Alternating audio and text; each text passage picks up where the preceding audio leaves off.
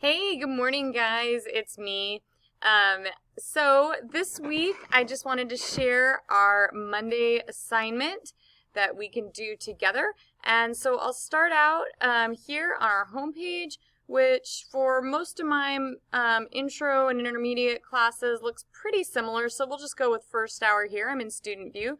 If I go to the week at a glance for the 2nd through the 6th, I'm going to come to this, which is going to give me what to do for the week. First thing we want to do is make sure we got the questions and the sketch done from last week. I even have my movie sketches under those. And today we had a Zoom meeting, and then we went and checked out this assignment, Rauschenberg Sketches. So really this is more of an active planning session. So there's a few questions. It says, how are you doing this week? Is there anything I can do to make online learning easier for you? This is where I just want to know how it's going for you guys. Seriously, if something's not working, I am your guide. I'm here to help you. So you can let me know without any hesitance, because no one else will see this answer except me. So then we're going to look for 5 supplies or objects that Rauschenberg used to make his pieces, or that maybe you find interesting. So just to review, Robert Rauschenberg, let's check out a little clip from this kid's video, because I love being able to see how big the size of these actually is and how they look in the 3-dimension. Here we go.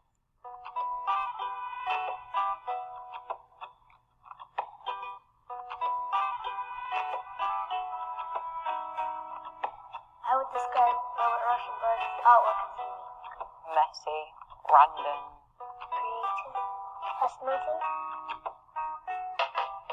He used different types of materials such as metal, You could really use stuff you find in a junkyard, you know, that last one. and any type of scrap he could find. My favorite was also the weirdest, the skirt with the tie off. I like the collages because there's different layers, and every time you looked at them, you saw something new. So now that you've seen some of those things and kind of remembered who Rauschenberg was, think about number 3. What are objects you might use, and you might want to look around your house. So like when I was cleaning my house yesterday, I found this jar that had all these things I had collected last summer. Birch bark, some things I'd collected this summer. I tried like wrapping these shells together in fabric, just different cool stuff that I had found in nature. And then while I was cleaning my classroom, I found this canvas that I had kind of painted on and didn't really like. So I'm thinking of trying to adhere some of these things to the canvas that I found around my house and kind of make a Rauschenberg thing. Now my next question is, how will you attach them? And I'm thinking either by sewing them or using really strong glue. I mean, it'd have to be like hardware store glue. E6000 or liquid nails, epoxy. So those hardware section glues are way stronger than your craft glues for the most part, except for E6000. And then I might put some paint even on top. Now I feel like if it was going to be really Rauschenbergy, I'd stick like a fork in the middle of it too, just to be really random.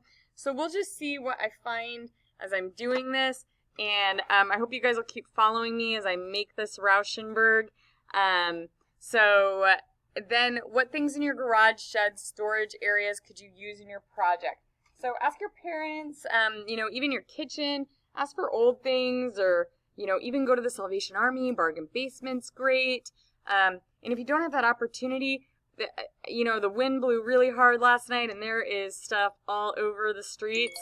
I've got a really creepy story about this. I mean, long story short, I found what I thought was a human hand Halloween decoration on the road, and I brought it home because I thought it was so creepy, and my husband said, that looks really real, and I was like, I know, it's even kind of heavy, and it was frozen. And anyways, he took a picture and sent it to his friend, who said it was probably a bear paw, but it was all like, it was severed, and it had little knuckles and stuff. So anyways, very creepy. I'm not putting it on my Rauschenberg because it is like blood and gore. So I don't know if somebody was using a bear paw to look like a human hand.